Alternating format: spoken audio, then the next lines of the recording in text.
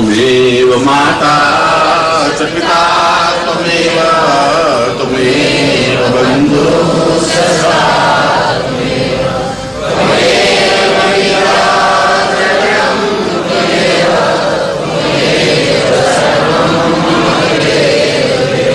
अरे त्वमेव माता च पिता त्वमेव बन्धु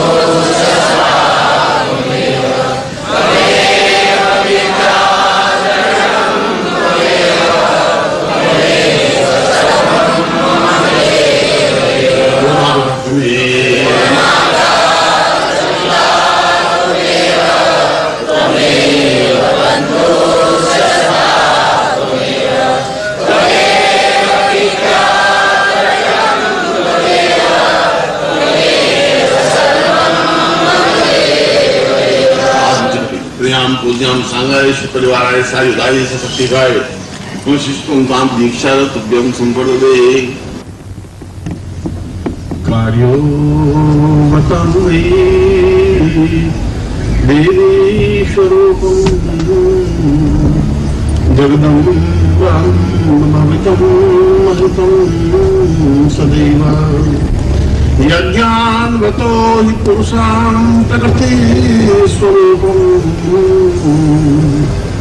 कालो कलिमा भवेत् रूपम्। अपने इस प्रवचन को साधकों के लिए और शिष्यों के लिए एक महत्वपूर्ण व्याख्या को लेकर के मार्कंडेय पुराण के इस श्लोक से अपना प्रवचन प्रारंभ करता हूं। आपने अनुभव किया होगा कि प्रवचन में केवल एक श्लोक लेते हैं और कोशिश करते हैं कि उसकी पूरी व्याख्या स्पष्ट हो सके, मगर ये जरूरी नहीं है कि एक प्रवचन में एक श्लोक की पूरी व्याख्या हो जाए।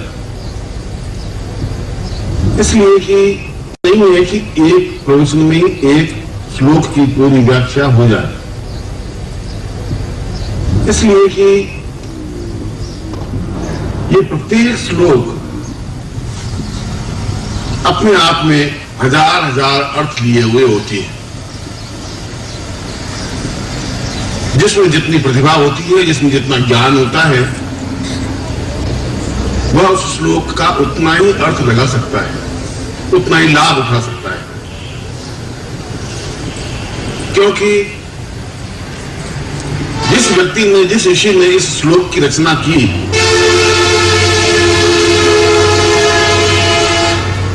जब तक हम उस भाव भूमि पर नहीं पहुंचेंगे, उसके मानस तक नहीं पहुंचेंगे, उसकी बुद्धि तक नहीं पहुंचेंगे, उसके धरातल तक नहीं पहुंचेंगे, वह जो कुछ कहना चाहता है वहां तक हम अपने आप को नहीं पहुंचाएंगे तो उसके मूल अर्थ को भी नहीं समझेंगे। इसलिए कई बार आदमी कहता कुछ और है, उसका अर्थ कुछ और समझ में आने लगता है। मैं यदि आपको किशन लाल के बारे में बात कहूं और आप किशन लाल को जाके कहेंगे तो मेरे कहने में और आप जो किशन लाल को मेरी बात कहेंगे उसमें बहुत डिफरेंस हो जाएगा, टोन में, बात की शैली में, बात के प्रभाव में। इसलिए किसी भी श्लोक को पूर्णता के साथ नहीं समझा जा सकता। उसके लिए बहुत उच्च कोटि के ऋषि तुल्य जीवन की जरूरत होती है, उच्च कोटि के भाव भूमि की जरूरत होती है। कालिदास के श्लोक मेघदूत के और शाकुंतलम के पढ़ने से कुछ समझ में नहीं आ सकता, केवल पढ़ सकते हैं। जिस क्षण हम कालिदास की भवभूति तक पहुंचते हैं, उसके चिंतन तक पहुंचते हैं, उसने जो कुछ वर्णन किया है, एक प्रीतमा अपने प्रेमी को एक पत्र लिखती है और उसके पास कोई माध्यम नहीं है और मेघ को, बादल को दूत बनाती है, संदेश वाहक बनाती है, और वह क्या लिखती है, केवल इतना सा वर्णन मेघदूत में है। तो बहुत बड़ी बात नहीं, मगर इतने से बात को उस पूरे काव्य में इस तरीके से कालिदास ने लिखा है कि संसार का वह ग्रंथ अपने आप में अद्वितीय बन गया है। चाहे कीट्स पैदा हुए हों, चाहे एनर्जी के मिल्टन पैदा हुए हों, चाहे कोई कवि पैदा हुए हों, उस कालिदास के, उस शाकुंतलम की या मेघदूत की तुलना नहीं की जा सकती उसके काव्य की। और इस बात को वे भी स्वीकार करते हैं। इसलिए जब इतनी ऊंचाई पर उसको श्लोक लिखा है, उसी ऊंचाई पर पहुंचकर ही उसको समझा जा सकता है, जो स्वयं उस प्रकार का हृदय रखता हो। एक भावुक व्यक्ति जिसका हृदय खुला हुआ है, जिसका हृदय है, जिसके हृदय में चेतना है, प्रतिबिंब है, जिसकी भावना है, वह सुबह उठता है और बगीचे में खड़ा होता है और एक गुलाब की झूमती हुई डाली पर एक गुलाब के फूल को खिला हुआ देखता है और देख करके अत्यंत आह्लादित हो जाता है, खुशनुमा हो जाता है, देखता ही रह जाता है झूमते हुए गुलाब के पुष्प को, और उस गुलाब के पुष्प में उसको अपने प्रेमिका का चेहरा दिखाई देने लग जाता है, बातचीत करने लग जाता है। 1 घंटा बीत जाता है उस गुलाब के पुष्प से बातचीत करते हुए। एक अत्यंत आनंद और आह्लादित हो जाता है। 1 घंटा उसका कैसे व्यतीत हो जाता है उस प्रकृति के साथ, उसको खुद को कुछ पता नहीं होता। ऐसा लगता है ये जीवन, ये क्षण, ये घंटा मेरा सार्थक हो गया। और वही अगर एक साइंटिस्ट, यदि एक भौतिक शास्त्री या रसायन शास्त्री या जैविक शास्त्री बगीचे में जाता है घूमते हुए, तो उस फूल को तोड़ देता है और तोड़ करके पंखुड़ियां निकाल देता है कि, और कहेगा कि इसमें नीचे पराग कण है और इसी से फ्लावर ऑफेंडेड है। चीज तो एक ही है, दोनों को समझने की क्रियाओं में अंतर आ गया है। इसलिए मार्कंडेय के इस श्लोक को भी समझने की क्रिया के लिए हम उसी भावभूमि पर पहुंचना पड़ेगा। मार्कंडेय ने तो पूरा पुराण लिखा है, सैकड़ों हजारों श्लोक लिखे। इसलिए मैंने प्रवचन के प्रारंभ में कहा कि यह श्लोक मूल रूप से शायद उसमें यह प्रेरणा, ये चिंतन पैदा हुआ होगा कि एक साधकों के लिए श्लोक होना चाहिए, कोई विचार होना चाहिए, एक भावना होनी चाहिए, एक शिष्यों के लिए एक मार्गदर्शन सा प्राप्त होना चाहिए। इसलिए कि शिष्य और गुरु का जो संबंध है वो एक अजीब संबंध है, जिसका दूसरे संबंध से तुलना नहीं कर सकते। माता और बेटे का, और पिता और पुत्र का संबंध, और भाई और बहन का संबंध, और प्रेमी और प्रेमिका का संबंध, गुरु और शिष्य के संबंध से तुलना नहीं हो सकती। साधक और देवता और इष्ट और साधिका के आपस में संबंधों में भी तुलना नहीं हो सकती। वह तो उतना ही भाव चाहिए उसमें, उस साधक में, उस भाव के साथ में उस मंत्र को, उस तथ्य को स्वीकार करे। क्योंकि एक ही श्लोक में उन्होंने व्याख्या की है, एक ही श्लोक में समझाया है, एक ही श्लोक में मंत्र को छुपा के रख दिया है, और ये बता दिया है कि इस मंत्र का प्रभाव कितना अपने आप में अचूक, अद्वितीय होता है, और इसके साथ साथ हमारे जीवन में इस श्लोक की कितनी उपयोगिता है। क्योंकि जीवन को उपयोगी बनाने के लिए, जीवन को आनंद युक्त बनाने के लिए आपके और मेरे जीवन में अंतर होगा। आपके जीवन जीने की शैली और मेरे जीवन जीने की शैली अलग होगी। मैं अलग स्टाइल से जीवन जीता रहूंगा, आप अलग स्टाइल से जीवन जीते होंगे। जैसा कि मैंने बताया, वो साइंटिस्ट अलग ढंग से गुलाब के फूल को देखता है, वही कवि एक अलग ढंग से गुलाब के फूल को देखता है। दोनों के आंख एक ही है, चीज एक ही है, देखने का तरीका अलग है, चिंतन अलग है। आंख बदल जाती है, भाव बदल जाते हैं, चिंतन बदल जाता है, यदि हृदय पक्ष जागृत है तो, और यदि हृदय पक्ष जागृत नहीं है तो साधना नहीं हो सकती। नीरस और ठोस व्यक्ति साधना नहीं कर सकता। साधना चट्टानों पर बैठ करके और मच्छाना पहन करके मंत्र जप करने से साधना नहीं हो सकती। साधना वो चीज है ही नहीं। हमारे जीवन का दुर्भाग्य हो गया है कि हमने शरीर को दुख देने में जीवन का सौभाग्य समझ लिया है। ये हमारे जीवन की विडंबना रही है। हमने अपने शरीर को शरीर माना ही नहीं, और ये सब जो कुछ अत्याचार अन्याचार हुए, ये सब बुद्ध युग के बाद आया। महावीर स्वामी ने कहा भूखा रहना चाहिए, उपवास करना चाहिए, व्रत करना चाहिए, और उसके बाद सैकड़ों पूर्णिमासी की कथा और एकादशी की कथाएं और एकादश कथाएं और सती माता की कथा लिखी गई कि उसने 21 दिन का निर्जल व्रत किया और निर्जल व्रत करने से भगवती जब दिन प्रकट हो गई का मान और उसने मानना शुरू कर दिया। उसने 11 दिन का निर्जल व्रत कर दिया और उसका इफेक्ट ये हुआ।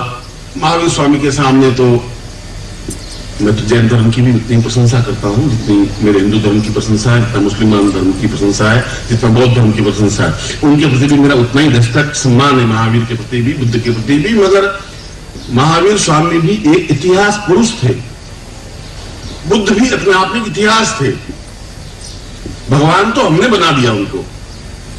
राम और कृष्ण भी अपने आप में इतिहास में एक पैदा हुए व्यक्ति, राजा के पुत्र थे, अहीर के पुत्र थे। हमने अपने एक स्वभाव रहा है कि जब हम मर जाते हैं या मृत्यु को प्राप्त हो जाते हैं तो पूर्वजों को बड़ा सम्मान देते हैं, ताजमहल बना देते हैं, मरने के बाद स्टेचू बना देते हैं उनकी और लंबे चौड़े उनके कर देते हैं। जिंदे जी उसको हम सम्मान नहीं दे पाते। उनके जीवन की पद्धति, उनके जीवन की शैली एक अलग रही होगी।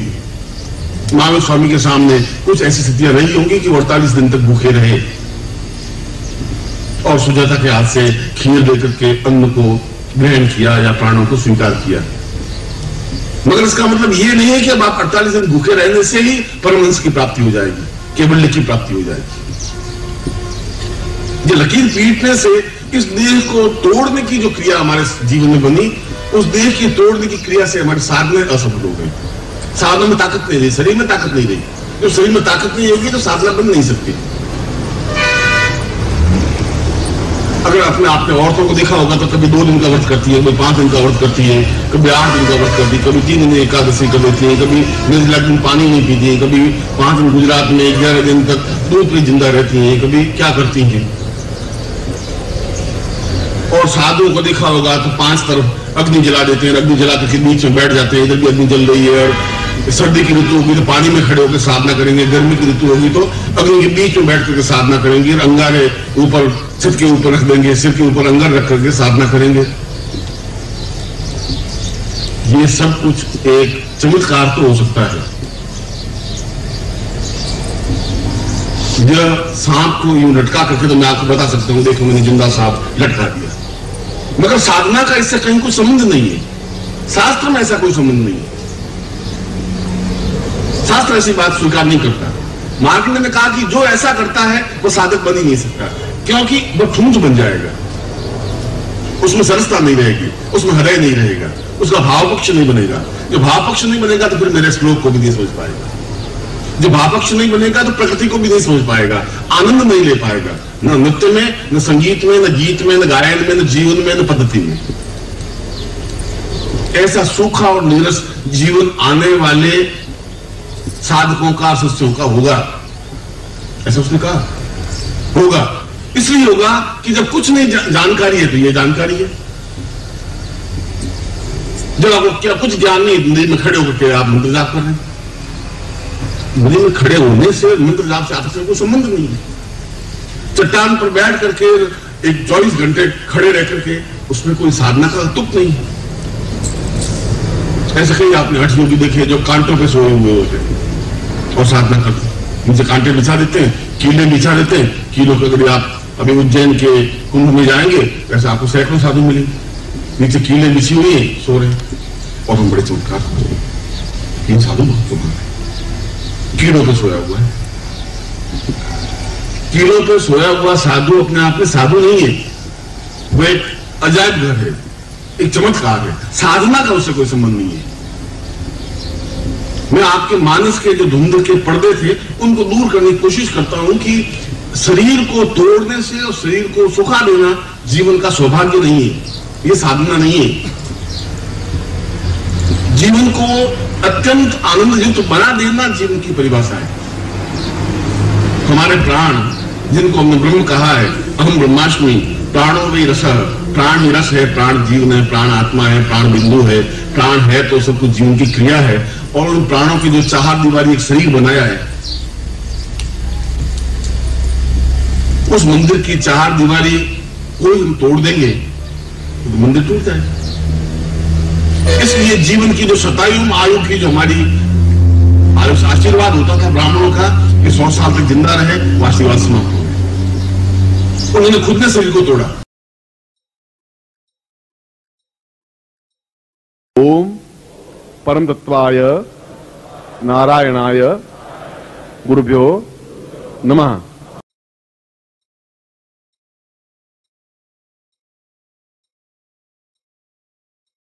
ओम ह्रीं मम प्राण देह रोम प्रतिरोम चैतन्य जाग्रय ह्रीं ओम नमः।